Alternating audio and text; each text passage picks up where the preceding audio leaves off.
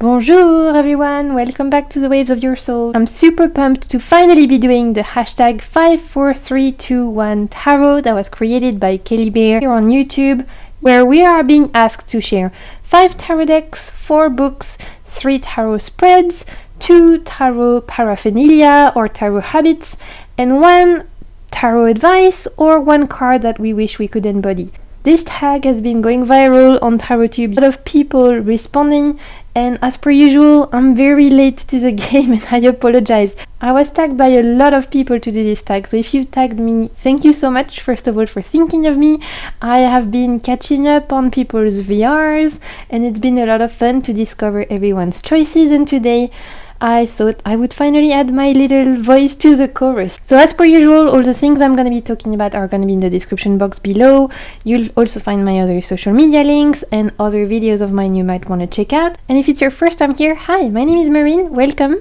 I'm happy you're here. On my channel I like talking about decks, tarot decks, oracle decks, and I love reading the cards too, so if you'd like to see more of that, feel free to subscribe. And without further ado, let's get into this fun little tag.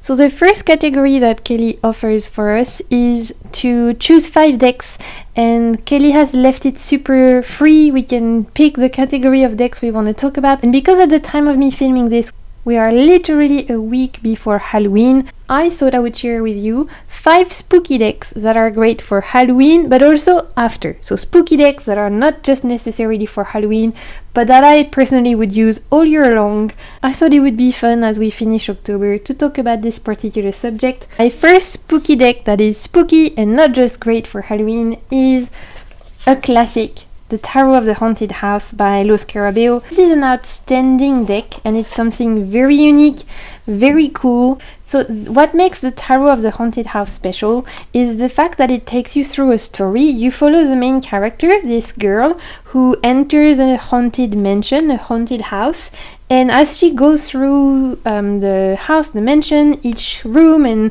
each different part of the house, you will meet different characters, you will meet different potentially scary creatures, and you will get through this story of this girl who goes through the mansion. So this is a very unique deck in the sense that the whole deck in itself tells a story.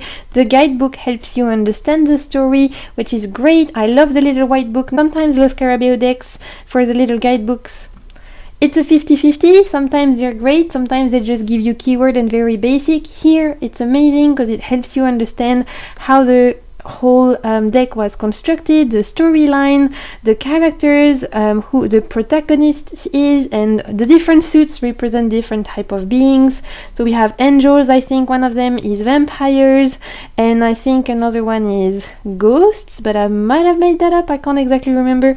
Anyway, I just remember that for each of the suits we have different character represented. You'll see it more particularly in the court cards. Obviously this is giving Halloween vibes, this is giving spooky vibes, it's giving haunted mansion and all of that, but I think it's amazing all year long because it's so clever and so deep, and you can do a lot of introspective work with this particular deck.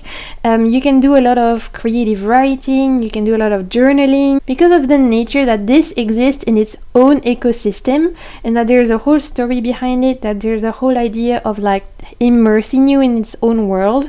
It just opens a lot of doors in terms of what you can do with this. Definitely has another depth to its own, which makes it stand its own lane, and which I think makes it a classic, honestly. If you don't have this in your collection and you're a tiny little bit curious, do it, you will not regret it. It's amazing, it's affordable. There's a great spread in here as well, which is super interesting. Tarot of the Haunted House, definite must for this season, and honestly for all season. I'm here for it. The next deck that's like spooky deck but can take you beyond Halloween is the Nightmare Before Christmas Tarot, because you can fight me on this, but this is just as much Halloween as it is Christmas.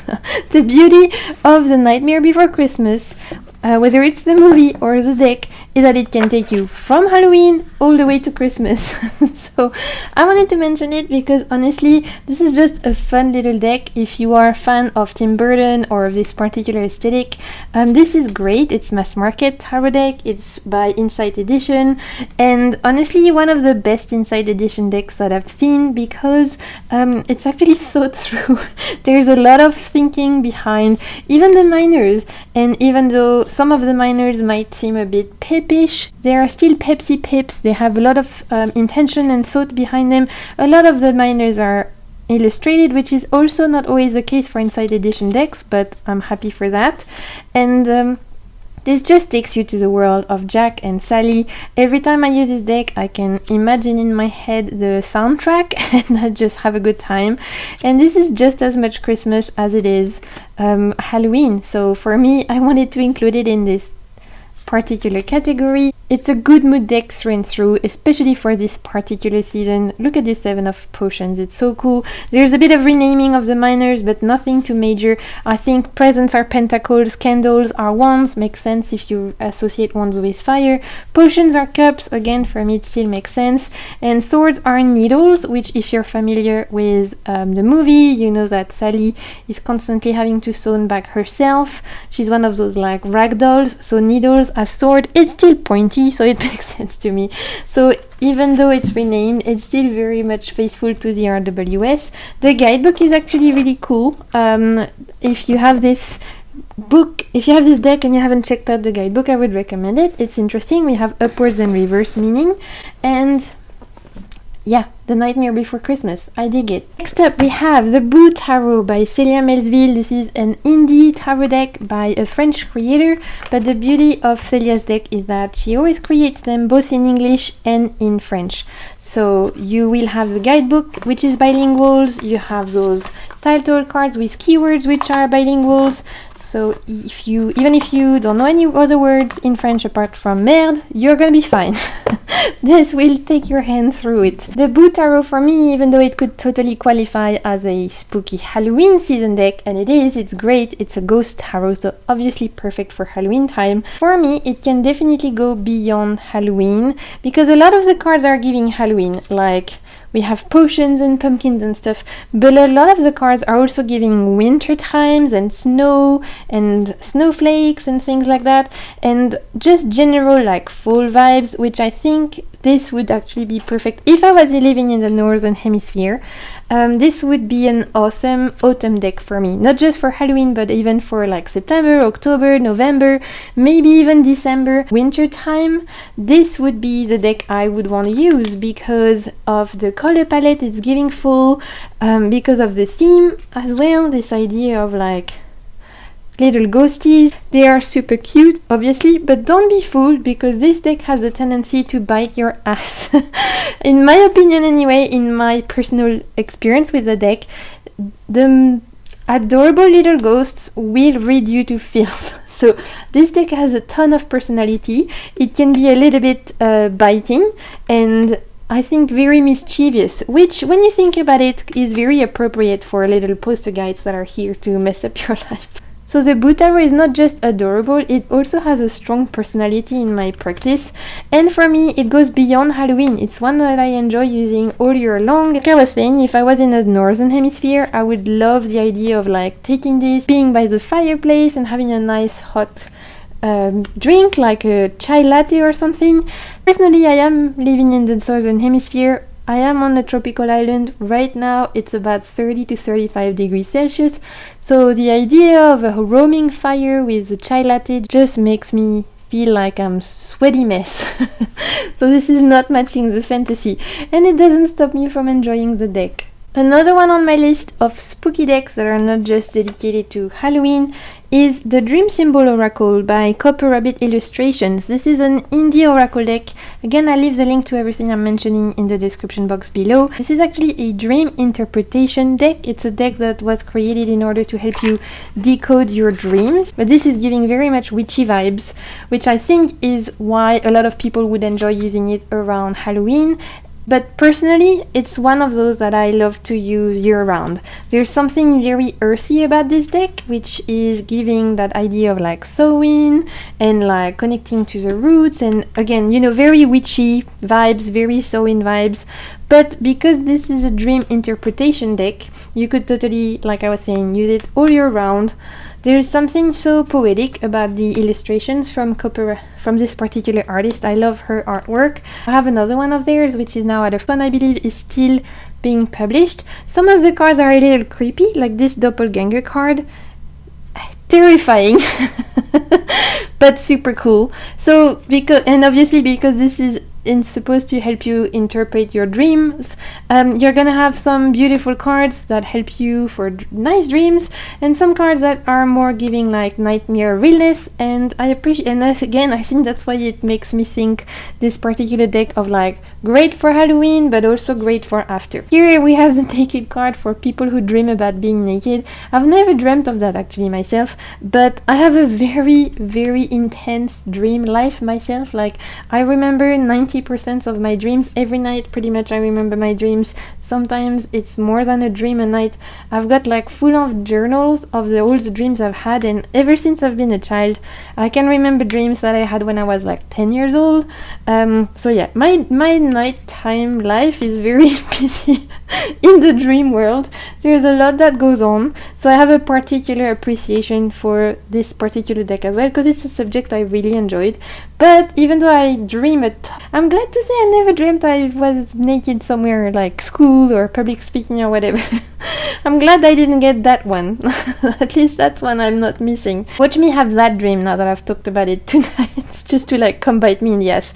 But yeah, I love this little deck, the Dream Symbol Oracle deck. It comes in a 2-piece box. It's an indie little gem, like I was saying. It comes with one of those like leaflets, and then you get keywords for all of the cards. But honestly, for me, this is a deck that you read intuitively, and it acts as a regular oracle deck for myself. Like, even though you can totally use this for dream interpretation, for me, I love using this just as a regular oracle deck. And oh look, I've just stumbled upon probably my favorite card of the deck, the mushroom card. Look how pretty she is! She's so cute. I love it. My last deck, my 5th deck for spooky but not necessarily Halloween, is something I don't think I've shared on my channel ever. Gasp, I know, clutch your pearls. I have secrets I keep from you.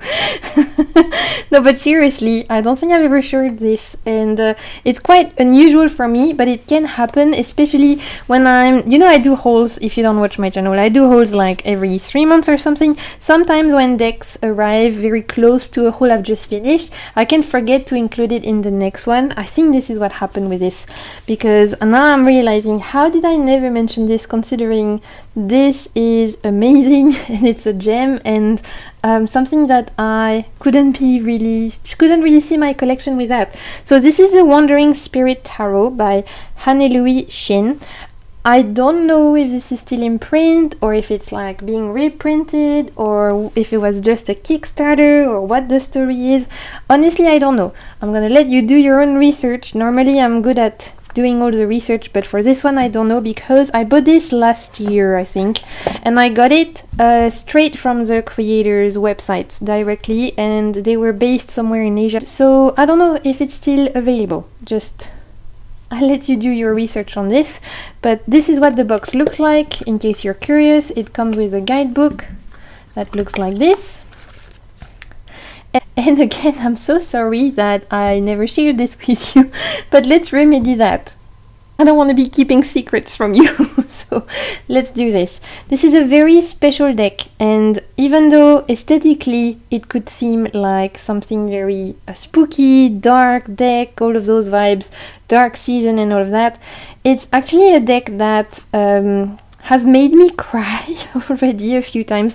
I've put it back in order so you could see it too, so we could like look at it together. But this is a deck that has definitely made me cry a few times, because the theme of it, as you're gonna see, is that there's always like a human girl and a skeleton, and the creator created this deck after losing 3 very important people in her life. So she created this deck as like a way to process through her grief. And you know, around Samhain, and especially in November, at least in Europe, we have a lot of commemorations around the dead. That is when we go to the graveyards and we lay flowers for our dead, etc., the people that we loved who passed. So it's a very strong time of year towards the end of the year to be working with your past loved ones, or through the idea of grief in general. I wanted to share this deck because honestly it's very special. It looks at grief and loss in a very particular yet beautiful way, and it's just a deck that I wanted to celebrate today because I feel very bad I've never shared it, because it deserves to be seen, it deserves to be shared. I was saying this deck definitely has made me cry a few times, because you're gonna see, even though we have a girl and a skeleton, the skeleton is so full of emotion and actually represents, for the creator anyway, the skeleton represents their depression, or their depression, their grief, all the emotions that they were going through at the time. For me, when I first saw this deck, I immediately thought of the skeleton as if it could represent like past loved ones or ancestors, or just the people that have gone before us. And there is a particular card that just felt like it was punching me in the heart, in the feels, and made me cry. And that's the card why I bought this particular deck. It's the Death card, and we are getting close to it. Let's see.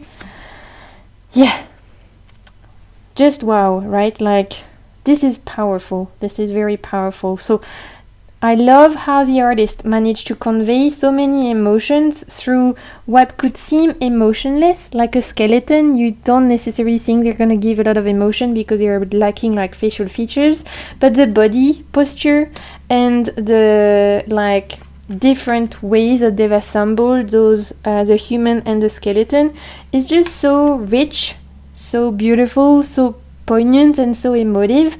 Let's look at a couple of minors. All the minors are illustrated, by the way, so it's the same idea. This is just like one of those decks that it feels like your hand is being taken by death in a way that it's not scary, but in a way that's comforting. It's like looking at death and being like, I know you're coming for me, and I know you've probably come for people I love already, but I'm okay with it. I'm gonna get through it, and you don't need to be so scary as what a lot of people make out to be.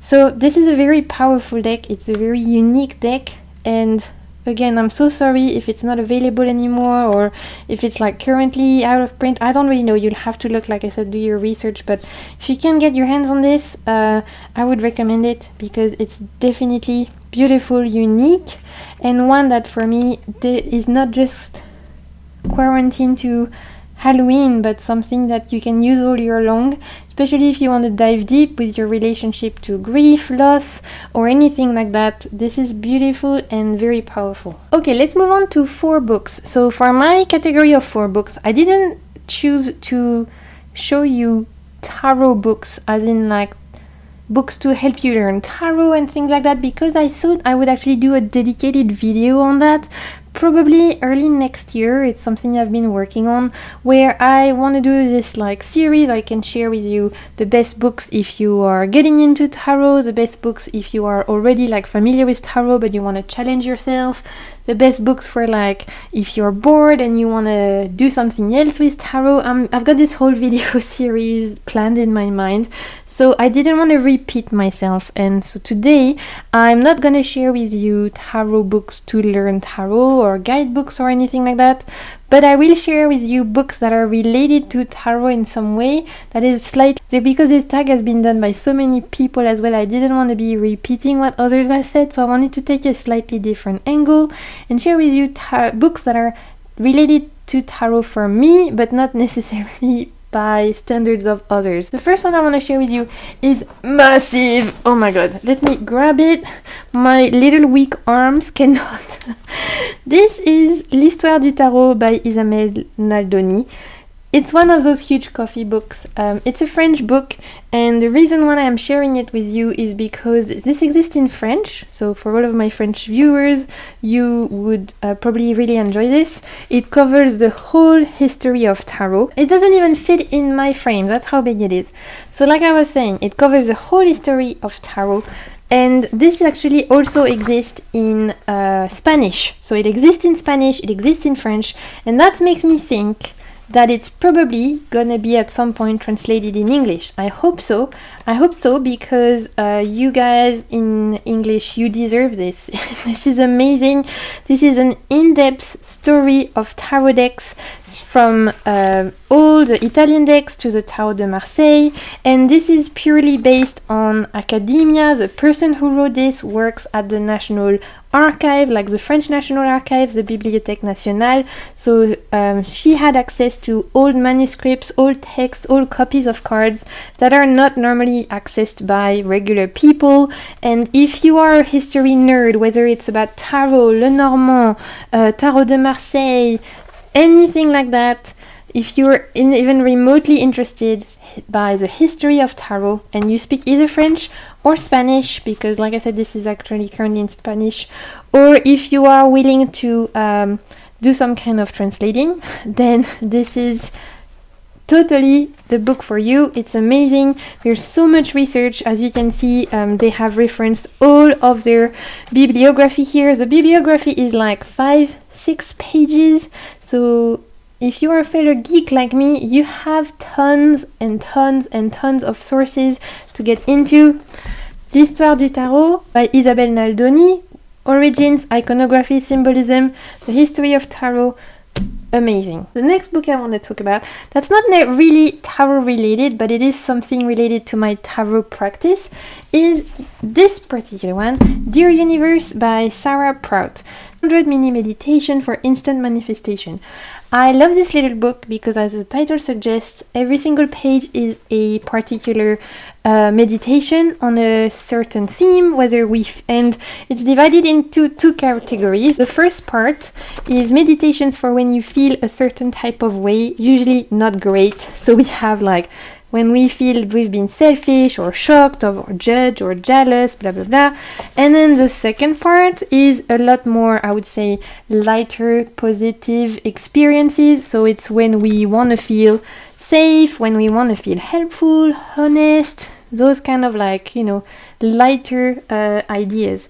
And so the way that I tie this into my tarot practice is through bibliomancy. This is amazing because I like to use those little meditations, set up the reading for me, or even for others. I've used it before reading for others as well, and it was always very helpful, the little meditation, to like kind of give a tone for the mood of the reading and ground us in the present and just come back to center.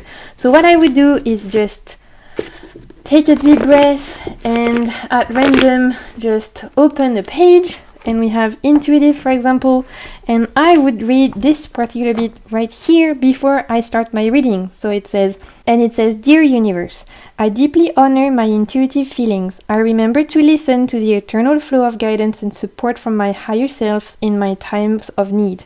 I trust in the clarity of my inner vision to discern the appropriate path of inspired action to take. So be it, so it is. Those little meditations are fantastic either for opening your reading or for closing your reading. I've done it both ways. They really help you to like tie everything in as like a last message from your higher self, for example, if you want to do a bit of bibliomancy. I'm pretty sure I've even done that in some of my very early pick a card readings. We might have picked some of those meditations, and I used to finish my readings with those, but it's something a little bit different. I don't see this book talked about all the time, and it's just a little practice I've taken up along the years that I wanted to share with you. So for my third book, I actually wanted to share a spread book. It's called 1001 Spreads, and I will leave an image of it here because I've got it on my Kindle. I'm very sad about that. I really want to pick it up as paper form because spread books on Kindles, I've discovered, not practical. But I have no way to get English books right now where I live. There is nowhere that ships anymore, not Amazon, not Book Depository, not all of the other options I was sent. At least they don't stock a majority of the books I'm interested in. So until I physically make it to Europe, I have to get all of my books, English books at least, in Kindle form, which is very annoying, but it is cheaper. So at least if you're on a budget, you can still get the decks on Kindle. As the spread suggests, it is 1001 Spread, and I love this particular book because Every theme you can think of under the sun that you would be asked as a tarot reader, this person has covered it, and then some. Like, we're talking career, we're talking health, we're talking spirituality, love, pets, travels, whatever the most random examples of types of readings you think you could be asked as a reader. It's not that there's an ointment for that, there's a spread for that, and the spread exists in the 1001 spread book. So I loved this particular book for pushing me outside of my comfort zone as a reader, because there's a lot of subjects I won't touch myself. I'm like, ew, no, I don't want to read for that. But this person doesn't shy away from anything, even like health things, even like legal things that normally I would never touch. It's interesting to see, even though I might never even use those spreads, it's interesting to see how they approach it, how they've built the spreads. They give you example of like readings they've given to people, and it just gives you a lot of inspiration whether you end up using the spreads or not. It's very inspiring to see people's different practice, especially because this one is very based in divination. It's not necessarily like my go-to type of spreads, even though I do love doing divination as well. So I really enjoy this one. If you're in like looking for a spread book, this one has everything. And the last book I wanted to mention is actually a poetry book. It's called Fortunate Tarot Poetry, I believe. I will leave again the link to the author and everything down below. This I also have on my Kindle, so I'll put a picture of it right here. This is fantastic because this person created a different poem for each of the tarot cards, and the poems are very short and succinct, but they really distill the essence of each tarot card, and it's something that I find very inspiring. Another one I love to use for wrapping up a reading, or for bibliomancy, for setting the tone, for grounding the session in, calling in the energies of the spirits, things like that. And I thought today I'd share with you one of my favorite ones. Not all the poems are my favorites, obviously, like, you know, it's just like any poetry book, you select your favorites and stuff, but today I thought I could share with you some of my favorite ones.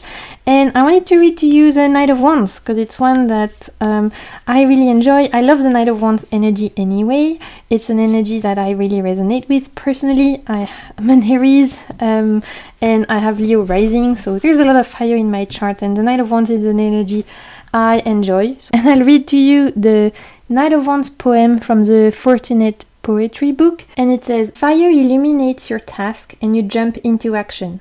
Now, keep going and start a new tradition. You have the how and the why in your favor, though a scheme should precede your endeavor.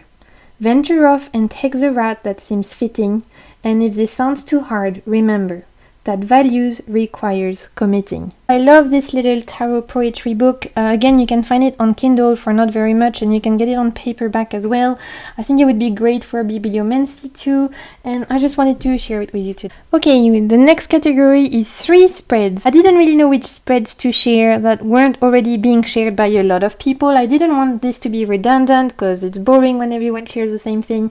And honestly, a lot of the spreads I use on the regular are a lot of the spreads that a lot of people use, like monthly checking in spreads, I've seen a lot of people share their tarot interview spreads, which are very similar to the one I share.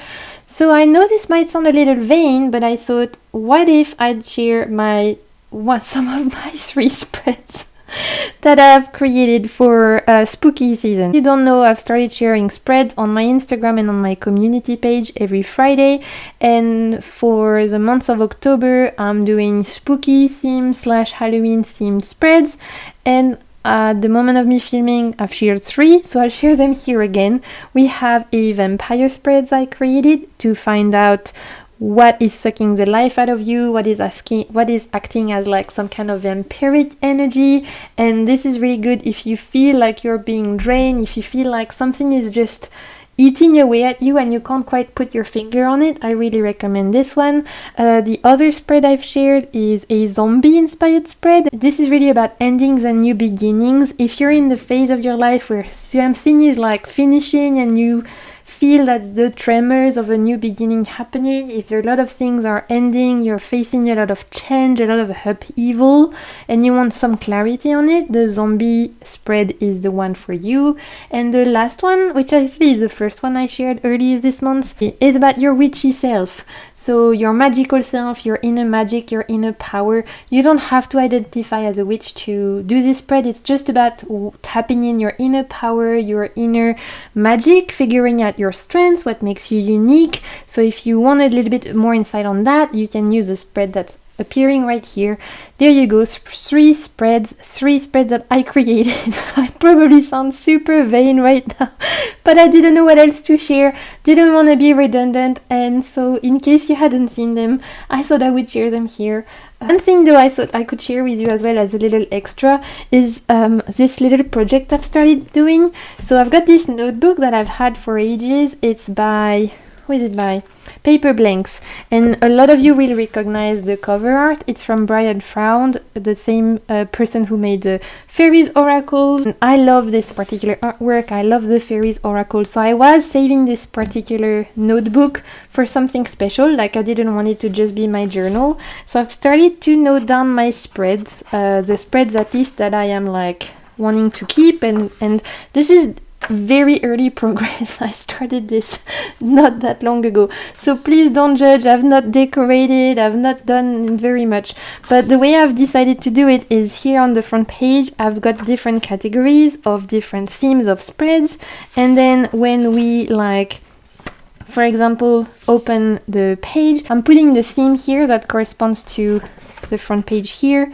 So here, for example, we had pop culture. I had created a Drag Race tarot spread, and I'm just noting that down. I've got some tarot spreads from Instagram or for friends that I enjoyed, that I'm writing it down, or if I'm seeing like a cool spread in a tarot guidebook, I'm putting it down too. This was in Essony's Modern Love Tarot.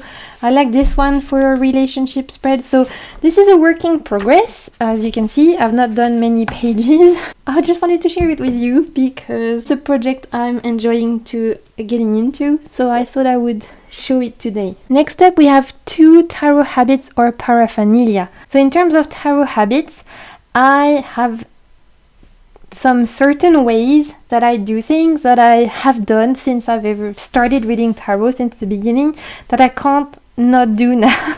Mainly when it comes to introducing a new deck to my collection. I don't always, when I get a new deck, like cleanse it. If it's like a mass market deck or a deck that's been used by someone else before, I like to usually reset it, a little bit of a full moon bath, or just put some incense around it, or usually I burn eucalyptus because eucalyptus is local to me, so I like to use that for herbs and stuff.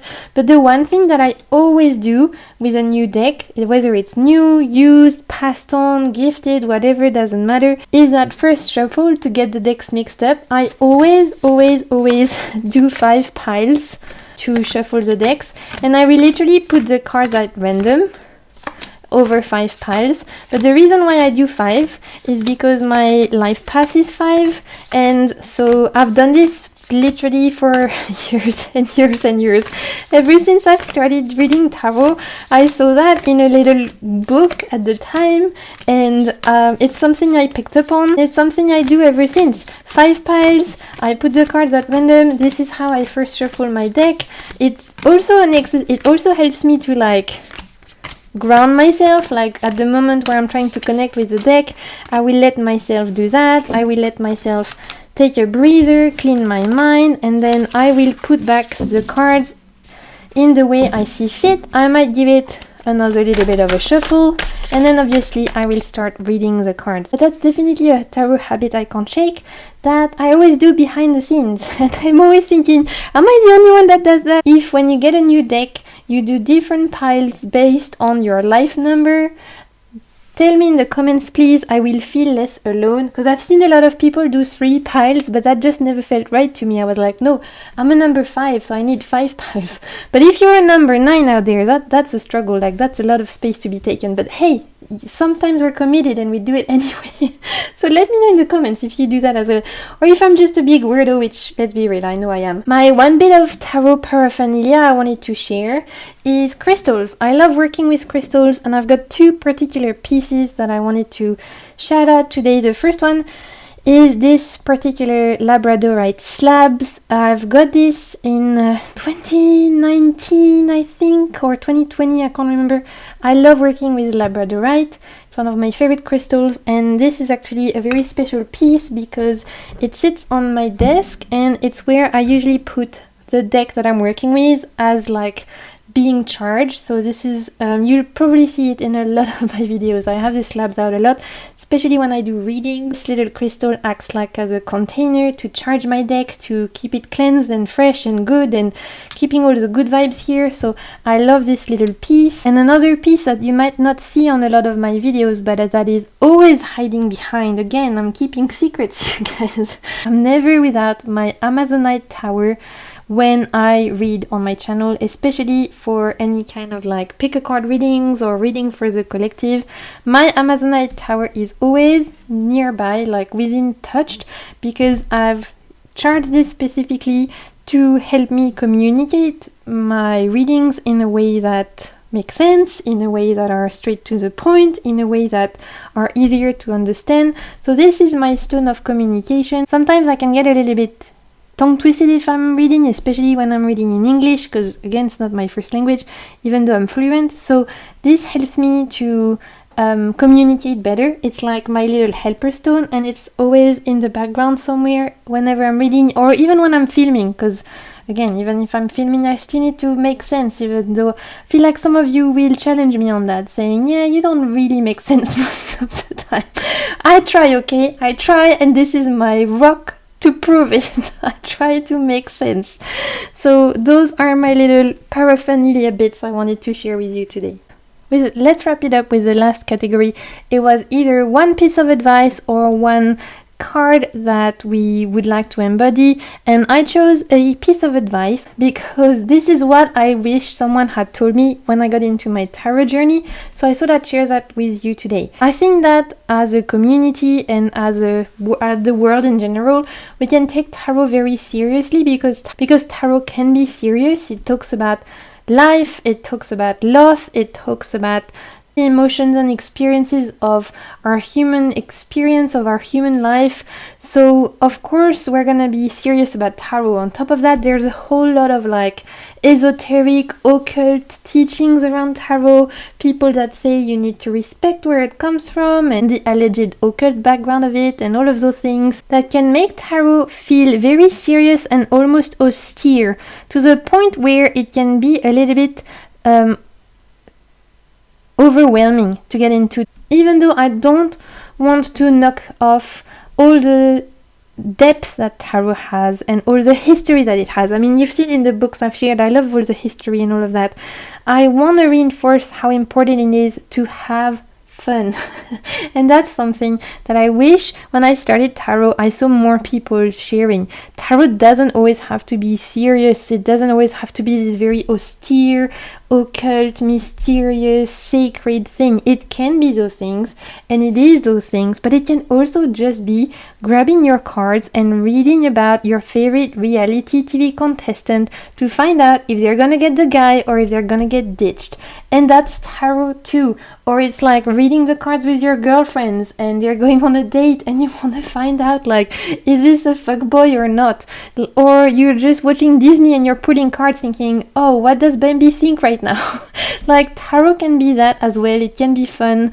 And if you are bored in your tarot practice, chances are you're not having fun. So my advice is have more fun. Let yourself loose. Don't let yourself feel so constricted by all the seriousness that sometimes we are imposed by some tarot voices. Learning is meant to be fun, and I think we can have a space for all sides of tarot, the serious, occult, mysterious connection to the divine side, and the fun, pop culture, quirky, light-hearted, no-brainer, silly readings we may want to do as well. It's all valid, it's all there for a reason, and don't let anyone else tell you otherwise. So I guess my last advice is, you do you, boo. But you know I say that on practically all of my videos. So this is it. This was my VR to Kelly Bear's 54321 tarot tag. thank you so much to Kelly for creating this tag. I will leave the link to her original video down below. If you haven't watched it, I recommend you checking it out. Thank you so much to everyone who tagged me. I really appreciate it. If you click on the hashtag, you're gonna see all the other people that did a VR, so you're in for a good time. And obviously thank you to you who's watching, who's been here, commenting, liking. I appreciate you so much. Hope you're doing good, and until my next video, I'm sending you so much good vibes and keep navigating the waves of your soul. Bye!